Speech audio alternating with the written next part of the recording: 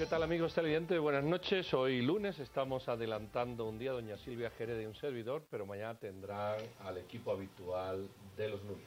Le quiero comentar que habíamos seleccionado dos temas. Uno era una entrevista con dos jóvenes políticos, entre ellos un aspirante alcalde, Fray Janes, el señor Urrutia, y un diputado de Creo, pero la hemos aplazado para el próximo martes por un tema coyuntural que ha surgido hoy y que pensamos está mediáticamente más posicionado. Nos referimos a un recurso interpuesto en la Corte de Constitucionalidad para aplazar el proceso electoral que está convocado, como ustedes saben, en primera vuelta para el 6 de septiembre. Y vamos a hablar de eso con dos abogados. El ponente o el interponente del recurso de anulación de elecciones, el abogado Alfonso Carrillo Marroquín. Alfonso, buenas noches, muchas gracias. Y también como comentarista, don Óscar Comparini, abogado y es magistrado de la Corte de Constitucionalidad. Óscar, buenas noches, bienvenidos los dos. Doña Silvia, entrémosle porque el tema es denso. Muchísimas gracias. Alfonso, yo quisiera comenzar contigo.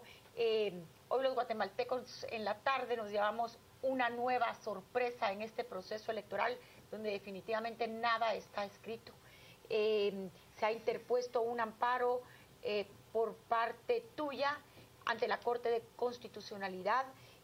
Y parte de lo que tú argumentas aquí es de que no se garantiza ese proceso electoral puro antes de que se convocaran a las elecciones y una serie de infracciones a la ley. Yo quisiera que nos expliques qué es lo que está pasando, por qué de este recurso y si es a título personal o si tú estás representando a alguna agrupación política o alguna persona interesada. Mucho gusto. Muchas gracias por la invitación. Mucho gusto verte, Óscar. Y la verdad es que la realidad que estamos viviendo en Guatemala en estos momentos es una realidad donde las condiciones son sumamente pobres. Un Tribunal Supremo Electoral que antes de haber convocado no depuró el proceso. Nuestra Constitución nos da un derecho, nos da el derecho a un proceso puro electoral, a la pureza del proceso electoral. Y lo que no ha habido aquí es una depuración del proceso para poder hacerlo. ¿Qué está pasando aquí? Es un país donde los partidos políticos están infringiendo y violando la legislación electoral constitucional, las leyes, flagrantemente. El Tribunal Supremo Electoral y la Dirección de Registro de Ciudadanos sin actuar, temerosos, cuando deberían estar actuando con todo el ímpetu y la fuerza. La Constitución le da al pueblo la posibilidad, no solo la posibilidad, el derecho de exigir un proceso electoral puro. Y eso no se está dando. Se ha dado una serie de manifestaciones para lograr eso, pero las autoridades no reaccionan ante lo que está sucediendo. Yo pienso que hay un camino constitucional que permite... ¿Por qué a 22 días de las elecciones interponerlo y no haberlo hecho antes? Muchas gracias, me parece muy buena la pregunta. Yo pienso que los llamados a hacer esto son las autoridades.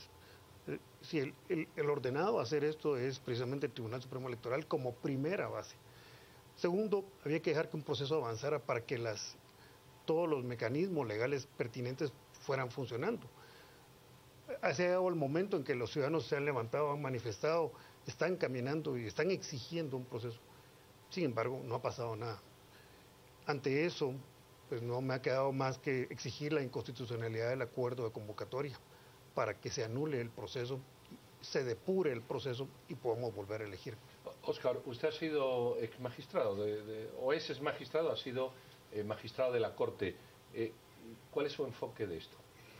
Vea, generalmente esta Corte, la Corte de Constitucionalidad, ha resuelto los procesos de inconstitucionalidad exigiendo objetividad en el planteamiento en cuanto al contraste entre la norma infringida y la norma infractora. En este caso yo entiendo muy bien lo que plantea el licenciado Carrillo, a quien admiro por haber hecho esto. Como bien él dijo, eso es obligación del Tribunal Supremo Electoral, pues no lo hacen. Entonces, yo no sabría, no podría predecir, Pedro, si la Corte de Constitucionalidad, que ha sido tan cambiante en sus criterios, tan variable en sus votaciones, ahora integrada por un miembro electo por el actual Congreso, pues no me atrevo a predecir que van a resolver. Yo le diría que si nos vamos al puro derecho, tendrían que resolver con lugar. Si nos vamos a la objetividad, si nos vamos a lo que según ellos convenga, puede ser que lo declaren sin lugar. Pero ahí lo que están creando es un problema peor, porque vamos a terminar el proceso con irregularidades tan grandes que el proceso va a ser nulo. Y ahí no les va a quedar para dónde, lo van a tener que anular. En el caso de que lo declararan con lugar, ¿qué significa para Guatemala el no tener elecciones en el mes de septiembre? Sí se tendrían, no en septiembre, pero se tendrían. ¿Cuándo se tendrían? Se convocan para 60 días después. Estaríamos hablando en tiempo. Que podemos estar todavía una segunda vuelta en noviembre, una primera vuelta en noviembre, segunda vuelta en diciembre, y el 14 de enero estaría tomando posesión el nuevo gobierno. No obstante, a nivel político, ¿qué implicaciones tendría esto, licenciado Carrillo, que esta prórroga, cómo permitiría esa depuración? ¿Es posible depurar a estos monstruos políticos que tenemos? ¿Es posible depurar a estos narcotraficantes que están en la política, a estos corruptos que están con serias acusaciones y que siguen participando? ¿Se puede en 60 días? Pues varias cosas. Uno es que este es un proceso y esta es una oportunidad para que hagamos el proceso bien. Esta es una oportunidad para que se depure el proceso y que las cosas se hagan bien. Lo que procede es que tiene que limpiarse el proceso y tenemos que ir paso a paso. Hay que cancelar partidos, hay que hacer una serie de medidas como quedar fuera varios funcionarios de distinta naturaleza, va a incluir jueces, va a incluir otro tipo de funcionarios, y luego tendrá que venir la convocatoria. A mí no me preocupa el tema de la fecha, porque nuestra ley electoral en el artículo 210 y 211 prevén esta situación. Esta situación es una situación que habían previsto los legisladores. No vamos a romper el orden constitucional, hay una solución y un camino constitucional que hay que seguir paso a paso. Hay que ir despacio. Vístame despacio que tengo prisa, decía el dicho, pero realmente hay que hacer el proceso. Amparado en el artículo 211, incluso pudiera ser que la toma de posesión fuera posterior al 14 de enero. Aún así, permítame una cosa, yo quiero ser de abogado del diablo. Ustedes, o usted, dice, bueno, vamos a depurar el proceso. Ok, aceptemos eso, que es una petición social, incluso si queremos hasta mayoritaria, aunque había que medirla. ¿Qué es depurar el proceso? Depurar el proceso es sacar a los que uno cree. Depurar el proceso es sacar a los que uno no le gustan. ¿Qué sería depurar el proceso para no poner un amparo nuevo en que se vuelva a depurar el proceso depurado? Es algo muy objetivo. Es decir, hay un grupo de normas que rigen el proceso electoral. El problema que entiendo yo a que se refiere el licenciado Carrillo es que esas normas no se cumplieron. Ejemplo. Campaña anticipada. Depuremos. Señores, toda esa campaña que hicieron les podría haber servido en otra oportunidad. Pero ustedes, señores del líder, por ejemplo, que el tribunal debe ponerse los pantalones de una vez. Pero bueno, fueron líder, fueron PP, pues entonces fue UNE. Hay que limpiar a todos los que hayan cancélenlos, a todos los que infringieron la ley, cancélenlos. Si para eso está el tribunal. Licenciado Carrillo, usted mencionaba también el día de hoy que interpondrá recursos para solicitar la nulidad de partidos políticos. ¿Usted nos podría adelantar de qué partidos se está hablando para solicitar esta nulidad? Y quisiera atar esto a una pregunta de un televidente que dice, ¿podrá ser posible que todos los guatemaltecos nos convirtamos en querellantes adhesivos también? Muchas gracias. Hay dos aspectos. Uno, hoy enfoquémonos en la inconstitucionalidad para corregir el proceso. Esta inconstitucionalidad va a permitir que podamos ver. Usted preguntaba, Pedro, ¿qué es lo que hay que hacer? Pues, como muy bien decía el licenciado Comparín, es cumplir. Hay que agarrar literalmente cada una de las cosas que se hayan incumplido y velar que se cumpla. Y los guatemaltecos debemos de exigir. Ya lo hemos hecho de una manera manifestando, no hay manera de hacerlo, pues hay que exigirlo en las Cortes, usar la Constitución. Ahora, si la Corte de Constitucionalidad no está dispuesta a honrarla y a defenderla, entonces ahí estamos en un estado colapsado. Yo tengo la fe, tengo la esperanza de que padres y madres que son esos jueces, magistrados de la Corte de Constitucionalidad, que saben que el futuro de nuestro país y de 15 millones de guatemaltecos depende de esto, debe hacerse lo que corresponde. ¿Qué es lo que corresponde? Simplemente exigir que se cumpla con los pasos que tienen que cumplirse. Tendrá que limpiarse partidos, tendrá que limpiarse todos los incumplimientos, castigarse severamente. Yo eso lo entiendo, incluso lo comparto, pero ¿usted no cree que a estas alturas del proceso, eso se podía haber hecho el 1 de mayo, pero a estas alturas del proceso, de una perspectiva jurídica, también cosas que ya se han dado y se han dado por buenas, de alguna manera, retrotraer todo eso 4 meses atrás no puede generar un efecto, no sé cómo denominarlo? Lo que no debe suceder es que debemos de seguir como estamos. Entonces tenemos que escoger cómo estamos o arreglamos las cosas. Muy sencilla la respuesta, hay que cambiar. Los guatemaltecos no queremos lo que aquí está sucediendo. ¿Qué va a ser pesado? Pues sí, hemos tolerado muchos años esto en el país. Hoy hay que tomar, va a tener un costo, un desgaste, claro. Pero hay que tener fe en que las cosas las podemos hacer bien. Esta es una gran oportunidad para los guatemaltecos. Podemos cambiar Guatemala, pero tenemos que ponernos todos de acuerdo. Tenemos que caminar poco a poco. Los líderes, ante todo, un rol muy fundamental en este momento de ir paso a paso. Tenemos que ponernos de acuerdo. Lo podemos hacer. No va a ser fácil, no, pero sin ninguna parte esto es fácil. Pero esto es convivencia, esto es un proceso de madurez.